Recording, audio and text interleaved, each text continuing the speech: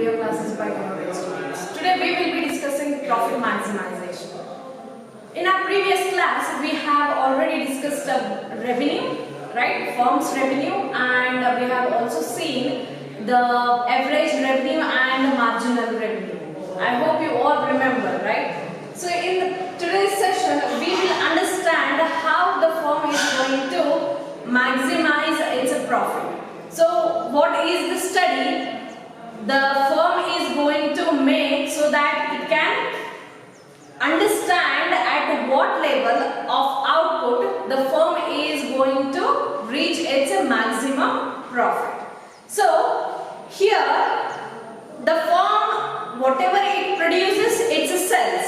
So out of that we get the profit, right? So it's like total revenue minus total cost of production. So whatever the firm is producing, it is going to sell those products in the market. So this total cost of production is what you are incurring while producing those goods and services, and total revenue is what you are getting when you are selling those goods and services in the market, right? So this is denoted by pi, which is a Greek letter. So whatever the firm's profit, so we denote it by this pi, which is a Greek letter. So it's a convention in economics. We have carried it. What is the convention? We call it in Kannada as a rudi or paddhati.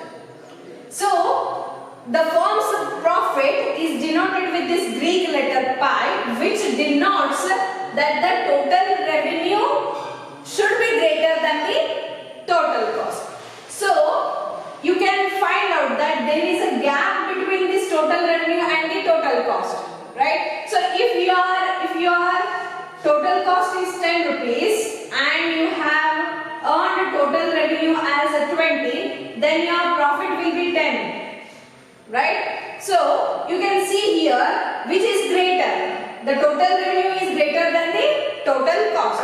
So this is how we understand the profits of a firm. So now the company wants to know at what level of quantity it is going to make the profit. Okay, so this level we denote it as Q0.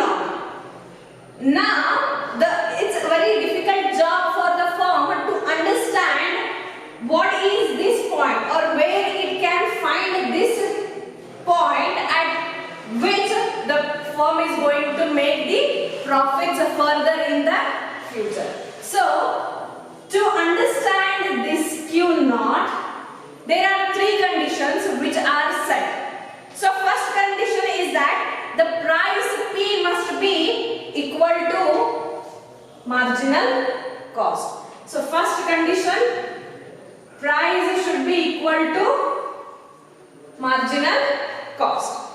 Second is that marginal cost must not be non-decreasing at Q0. So second, what they are telling is marginal cost must not be decreasing at Q0. So if you try to draw a curve here, or if you are trying to represent this with the help of the graph, then they say that the marginal curve, the curve which we say it as the marginal curve, should not be dropping or should not be non-decreasing at the point they say Q0.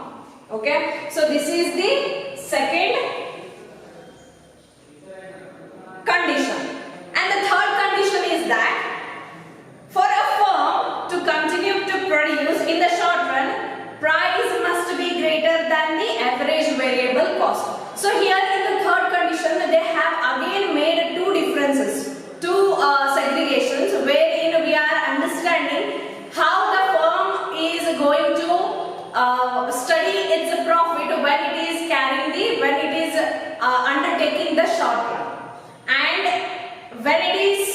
in the long run, the situation is different, right? So we know the differences between the short run and the long run, right? Short run has a variable cost and a fixed cost.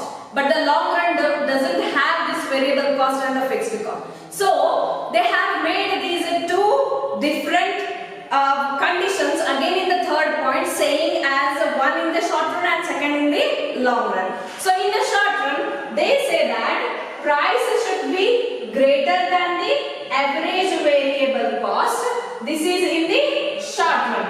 And when they are talking about the long run, they say that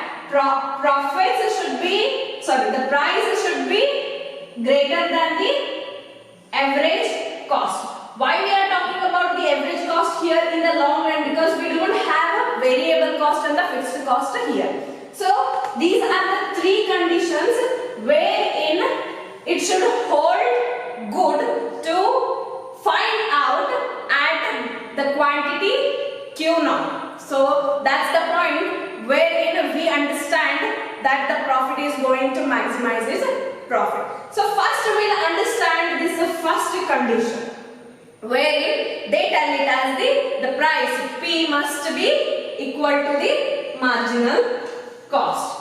So you might have remember, right, if you go back to your previous videos, or if you just scroll back your pages, you can see that we have already discussed the marginal cost, the marginal revenue, the average cost and the average revenue, right? So here first we'll understand what is profit.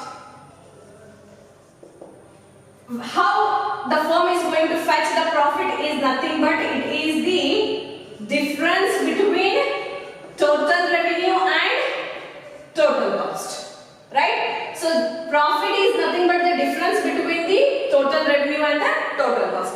Here you can see that total revenue should be greater than the total cost. Yes, then we can say that the firm is earning profits. So next, when there is an increase in output, okay, from the firm is producing 1 unit and at the rate of 10 rupees, then what will be its total revenue? It will be 10 rupees. And if the firm decides to produce 2 units and again the same rate, then it becomes 20, right? So you can see that the change in the output is happening here, because from 1 unit it has decided to produce 1 more unit, which is 2. So when there is an increase in the output, this will also leads to increase in total revenue and also increase in the total cost. I hope this is clear, right? So when this situation we understand, then as long as we have seen that there is a change in the total revenue, right? We have seen, right? 1 at rupees 10 is nothing but 10 rupees. This is the total revenue. This is the price and this is the units. Okay? So total, what is this change in total revenue? As long there is a change in total revenue, then we will also see there is a change in the total cost. Okay? So what is this change in the total revenue and what is this change in the total cost? See, the company decided to make 1 more unit, right? So at the same cost, 20 rupees. So here the total revenue has changed, right? So this we call it as the marginal revenue. So marginal revenue is nothing but the increase in the total revenue per unit increase in the output. So we have increased here in the output, which has led for us to the change in the total revenue, right? So if you want to get this marginal revenue, how are you going to calculate? You calculate it like this: 20 minus 10 divided by 2 minus 1, right? So 20 is the new total revenue which you have received and 10 is the earlier revenue. Same way, 2 is the new output and 1 is the previous. So again you are get this 10, which is nothing but the price which we are quoting here, right? So this tells us that MR is equal to P, right? Because what we have calculated here is nothing but the MR, marginal revenue, right? So this 10 is nothing but again the price which we have quoted for each unit of output, right? So as long as you understand this marginal revenue, so they say that as long as there is a change, increasing change in the total revenue, then we will also see that there is an increasing change in the total cost, which is nothing but the marginal revenue and the marginal cost. So if marginal revenue is greater than the marginal cost, what are we going to fetch? Here also we can see that the profits are increasing. If the condition, we have same condition, and if the marginal cost is greater than the marginal revenue, what is happening? It's happening just opposite to this. Here we can see that the profits are going down. So this is how we understand the first condition. So when we are talking about this perfect competitive market, we have understood this, right? The difference between the total revenue and the total cost, which tells us about the profit. That's the gap wherein the profit is what we are earning. So under this perfect competition market, we have defined or we have already established that marginal revenue is equal to equal to price, right? So how did we come to this conclusion? If you just go back to your previous video class, you can get to know this, right? We have already done this. 1 into price, this is units, and this is total revenue. This becomes 10. As you go on 2, 3, 4, this becomes 20, 30 and 40, right? So now I want to know what is the marginal revenue from this point to this. So then how are you going to calculate? You are going to calculate it by like this. 40 minus 30 divided by 4 units minus 3 units. Again you are getting 10 divided by 1, which is 10. So what is this 10? 10 is nothing but the price which you have quoted. So here you can see that this is the marginal revenue which you have calculated, which is equal to the price, right? So under the perfect competitive market, you see that marginal revenue is equal to price. So the firm's profit maximizing unit is the level of output at which P is equal to MC. So this is our first condition which has held true, right? So this was the first condition wherein the price P should be equal to marginal cost. So we have proved it, right? So under the perfect competition market, when the marginal revenue is equal to price, then the firm's profit maximizing output at the level of output P will be equal to the marginal cost. So this is how we understand the firm's profit maximization. So in the next class, we will look into the second condition and also the third condition. See you all in the next video class.